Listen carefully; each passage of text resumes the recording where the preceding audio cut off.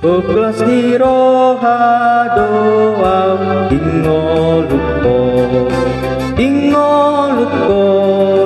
ingolukon buklas diroha doa ingolukon totong ingolukon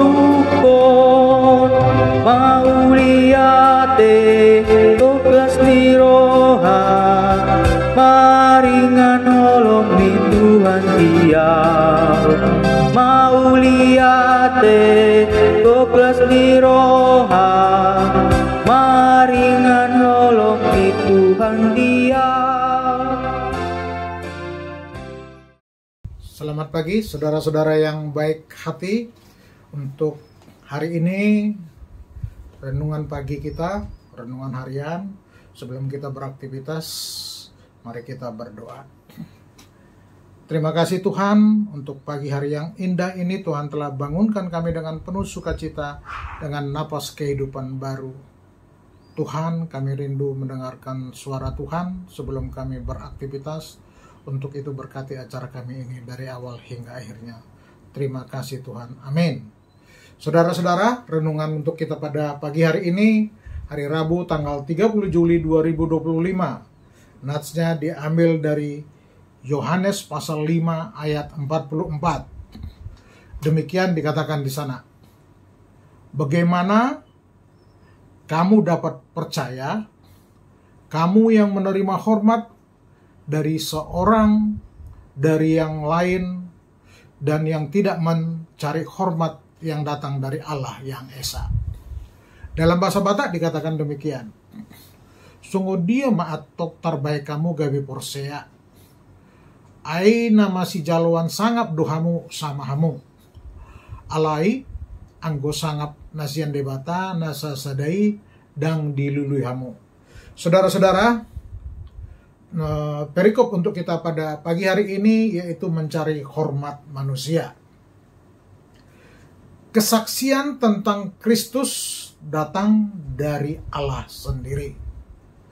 Dia tidak perlu konfirmasi atau mencari kesaksian dari manusia atau mendapatkan persetujuan dari manusia. Inilah perbedaan Kristus dengan orang-orang Yahudi. Mereka menentang Allah karena mereka tidak mengenalnya. Karena mereka tidak mengenal Allah, maka mereka tidak bisa melihat tanda yang Allah sendiri nyatakan bagi anaknya. Yesus tidak memerlukan kesaksian manusia. Tetapi tidak berarti bahwa semua manusia menentang dia. Tetap ada orang-orang yang Allah bangkitkan untuk melihat siapakah Kristus dengan benar. Orang-orang inilah yang memahami kesaksian Allah tentang siapa Kristus. Dan orang-orang ini juga yang memberikan kesaksian bahwa Yesus adalah anak Allah, Sang Mesias itu. Tetapi orang-orang yang menentang Yesus gagal melihat bahwa Allah telah memberikan kesaksiannya tentang siapakah Kristus. Mereka buta karena mereka memang tidak mengenal Allah. Orang-orang buta ini menjadi pemimpin yang menyesatkan umat Tuhan yang sering terjadi di dunia ini. Itulah sebabnya mereka mendapatkan teguran keras dari Yesus dalam ayat 42. Yesus mengatakan di dalam ayat 42 ini, alasan orang banyak itu tidak mengenal siapa dia adalah karena mereka tidak mengasihi Allah. Mereka tidak mengenal Yesus bukan karena mereka kurang mengerti teologi. Mereka tidak mengenal Yesus bukan karena mereka kurang pintar sebenarnya. Mereka tidak mengasihi Allah. Tidak ada orang yang dapat mengasihi Kristus tanpa Allah Bapanya di surga. Tanpa mengasihi Allah Bapanya di surga. Demikian juga, tidak ada orang yang mengaku mengasihi Allah di surga dan tidak mengasihi Yesus Kristus. Yesus dan Bapa di surga adalah satu. Dua pribadi yang berbeda, tetapi satu Allah yang berkuasa. Bagaimana mungkin seseorang mengasihi yang satu dan menolak yang lain? Orang yang mengasihi Allah akan mengasihi Kristus tentunya. Orang yang akan mengasihi Kristus akan mengasihi firman-Nya. Orang yang mengasihi firman Kristus akan mengasihi para saksi yang menggambarkan Kristus. Semua hal ini tidak bisa lepas mengapa dunia membenci orang Kristen. Karena orang Kristen satu dengan Kristus, dan Kristus satu dengan Allah. Dunia membenci Allah, dan karena itu dunia membenci Kristus. Dunia membenci Kristus, dan karena itu dunia membenci orang Kristen. Di dalam ayat 44, Yesus mengatakan apa yang menjadi akibat bila seseorang tidak mengasihi Allah. Dia bukan hanya menolak Kristus dan orang-orang Kristen tentunya, tetapi juga akan sibuk mencari hormat dari dunia ini.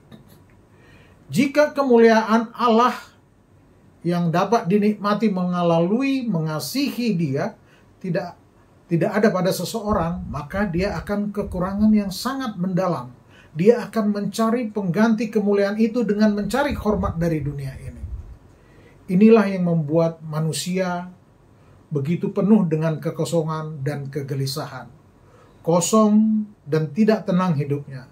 Kekosongan dan kegelisahan yang menuntut dipuaskan dengan cara yang salah. Cara apa itu? Cara penerimaan dari dunia ini, betapa senang kalau dihormati oleh dunia ini. Betapa senang kalau mendapat pengakuan dunia ini. Mengapa tidak mencari pengakuan dari Tuhan? Mereka tidak cari kerelaan untuk menderita asalkan diperkenan oleh Tuhan. Karena diperkenan Tuhan bukanlah hal yang besar bagi mereka. Bukan hal yang penting bagi mereka. Sekarang bagaimana posisi kita? Orang yang mengasihi Tuhan akan mengejar kehormatan dan kemuliaan dari Tuhan. Dia akan membayar apapun yang harus dibayar sebagai harga untuk memperoleh penghormatan dan kemuliaan dari Tuhan. Walaupun ini berarti dihina oleh dunia, jika Tuhan berkenan, orang-orang seperti ini akan rela dihina dan ditolak oleh dunia ini. Tetapi orang yang tidak mengasihi Tuhan akan mencari penghormatan dari dunia ini dan isinya kosong, akan mengejar kemuliaan dunia ini dan terus dengan cara hampa. Mengapa terus kosong dan hampa? Karena yang mereka cari dan kejar adalah hal yang kosong dan hampa. Hanya Kristus yang dapat memberi damai sejahtera. Saudara-saudara, Kristus dapat memberikan kelimpahan, damai sejahtera dan kelimpahan di dalam kasih Allah. Damai sejahtera dan kelimpahan di dalam mengasihi Allah. Begitu banyak orang-orang yang mengasihi Tuhan menjadi contoh dalam hal ini. Mereka seperti kehilangan segala sesuatu di dalam ukuran dunia ini. Tetapi mereka memiliki seluruh damai sejahtera dan ketenangan yang dicari oleh dunia ini.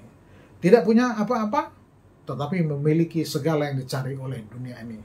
Sebaliknya, orang dunia ini memiliki segalanya, tetapi tidak memperoleh apa yang dia cari. Maukah kita memikirkan hal ini baik-baik? Sudahkah damai sejahtera di dalam kasih Allah memenuhi jiwa kita? Jika tidak ada kedamaian di dalam jiwa kita, terus kemana kita akan mencarinya? Tetapi yang lebih bahaya lagi adalah mencari penghormatan duniawi di dalam agama. Inilah yang paling membuat orang menjadi lebih kosong lagi. Dan juga yang paling membangkitkan murka Allah. Agama dijadikan alat untuk seseorang memperoleh penghormatan, kekayaan, kesenangan duniawi. Inilah yang dilakukan oleh para pemimpin agama Yahudi. Mereka mencari hormat dengan memanfaatkan hukum Taurat. Terus siapakah yang paling suci? Siapakah yang paling besar? Siapakah yang dapat diterima? Siapakah dan yang paling penting? Apakah ukuran seseorang disebut suci, besar, diterima, dan penting? Ukurannya adalah Taurat Musa. Siapa yang paling mampu menaati Taurat, dialah orang yang penting. Raksasa rohani yang paling dihormati. Ini membuat pencarian kehormatan menjadi tujuan terpenting seseorang. Lalu dia memakai kendaraan, tanda kutip, kendaraan rohani untuk mencapainya. Jika seseorang mempelajari Taurat dengan memanipulasinya untuk menjadi kendaraan bagi prestasi rohaninya dan pencarian bagi kehormatan rohaninya, maka pastilah orang tersebut gagal melihat Kristus di dalamnya. Taurat memberitakan Kristus dengan cara yang akan mencerahkan orang benar dan membutakan orang fasik. Mengapa orang gagal melihat Kristus di dalam Taurat? Karena hati mereka adalah fasik.